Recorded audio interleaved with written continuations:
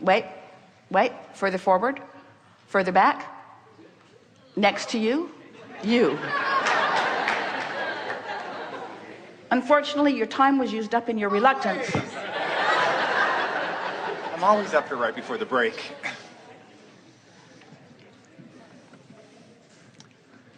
Hello. One thing I wanted to say about the new CD is I listen to it all the time, day and night, and it's really great at night to get your partner in the mood. Because but what he does is, once we get started, he puts it on pause because he's embarrassed to have you in the room. It's particularly shocking when Abraham's voice says, "Source is aware of you right now." Yes. And then we hit play again when we're done. So, my most important question was about a month. Well, I'm going to tell an out of the vortex experience, but I'm clearly in the vortex talking about it. That's not possible. Okay, so let me pop out just for a minute to get your. And why would any deliberate creative person want to do something well, as foolish as that? I'm not going to preface it. I'm just going to start talking then. So So there is no free will. I've been told I had clinical depression, and I've had that, blah, blah, blah, that's the story. About 3 months ago, I went through a really bad spell where I was really suicidal. And the question is, because I've spent years trying to trust this emotional guidance system, and I do most of the time, and it serves me so well. And that's my main focus in life, is to trust this no matter what. No matter what you say, no matter what a teacher says, no matter what my partner says, I trust this. In the midst of that depression, my emotional guidance system, because the depression affects the emotions, I was so depressed that I kind of felt, the analogy I use is like if you're on a ship with a compass, and the compass was just stuck on south. And I couldn't, so if I'm trusting my emotional guidance system, but the emotional guidance system, it's like a computer with a virus, I was really lost as to what to do. Well, depression, we don't think that your emotional guidance system was out of whack. When you feel depressed, it's giving you a very strong signal. But I couldn't it's not working. I couldn't go anywhere from there. I mean, I couldn't even reach for a better feeling thought because it was so deep and dark. So what you could do is release thought, yes? I did that. I slept which is what a lot of people with depression do. Which is my quickest way of getting to work. So when are you going to get to the good part here? Well, so there is no answer to that question? I mean, I thought it was a great question. If the emotional guidance system can't be trusted, what do I trust? But the emotional guidance, there is never a time. Your emotional guidance system, the feeling of depression that you were feeling was your indicator that you had been focused upon enough things long enough that you had managed to deplete yourself of your alignment with who you really are. And that's what depleting yourself of who you really are feels like. So what's the question? The question is, so what do I do from there? How could I have reached for a better feeling thought when I couldn't find a better feeling thought? I couldn't talk my way out of it, pray my way out of it, meditate my way out of it, sleep my way out of it. Well, clearly none of that's true because you're not still there. So something happened, you tell us.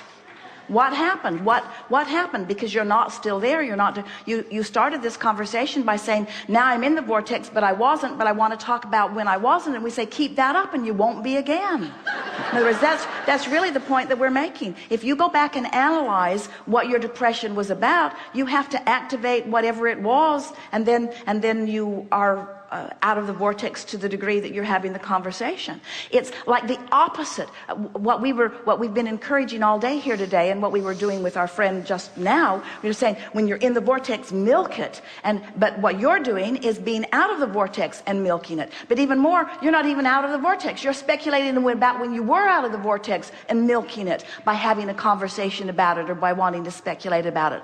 All under the guise of seeking information or an answer to a question. Okay. We'll throw that question out. But you get what we're talking about? I do get it. This is the way a whole lot of people hold themselves in a sort of eternal quagmire of never-ending therapy. In other words, let's talk about what's bothering us, and let's talk about why it bothered us. And we say, let's not. Because that's out of the vortex, out of the vortex, out of the vortex, and it's doing the opposite of what this is all about. This is about letting the vortex tune you to a higher vibration. And what you're saying is, but Abraham, I was vibrationalist. I was so out of sync, and this is what we want you to hear.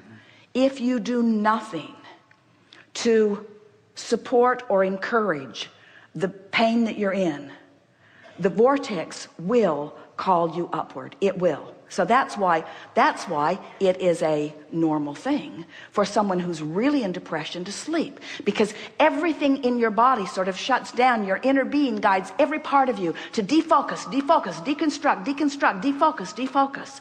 And in that deep slumber, when there's no more activation of that negative vibration, when you awaken in a better place. Okay. But it's extreme, you see. And the reason it's extreme is because you're stubborn. You're stubborn, and you're not different than a lot of people. You believe that you can think your way out of depression, and you can't. Because when you think about what's depressing you, it holds you out of the vortex, and law of attraction just brings you more of it. You have to deconstruct the thought. And that's why we encourage you to turn to emotion. But when you turn to emotion, you said, I just feel awful, I feel suicidal. And we say, you're not wanting to withdraw from life, you're wanting to withdraw from resistance.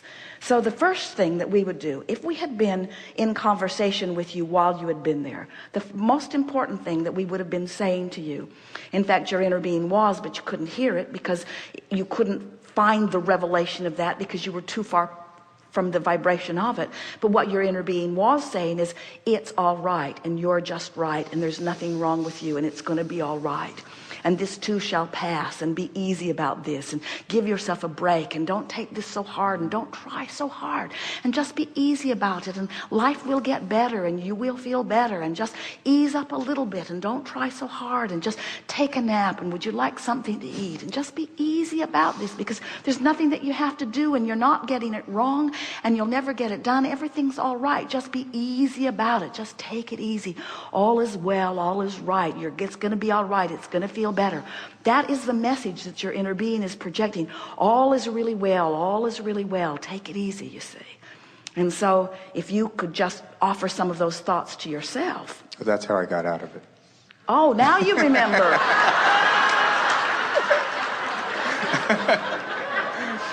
Yeah.